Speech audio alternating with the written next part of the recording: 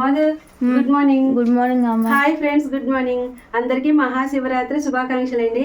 ఇప్పుడైతే మేము గుడికి వెళ్తున్నాము. ప్రొద్దున 3 అయిందండి మేము లేచేటప్పటికైతే. ఎందుకంటే 5:30 కల్లా పూజ అయితే స్టార్ట్ అయిపోతుంది.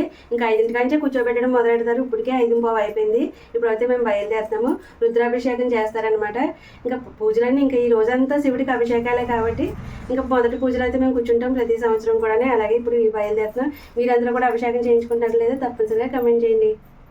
ప్రొద్దుటే లేచి ముగ్గులై పెట్టడానికి టైం సరిపోదు కాబట్టి నేను రాత్రే పెట్టేసుకున్నానండి. రాత్రి 11:30 అవుతుంది ముగ్గేసేటప్పటికి. ఇంకా పడుకునేటప్పటికి 12:30 1 గంట అయ్యింది. ఇంకా ప్రొద్దుటే 3ంటికి అయితే లేసాము.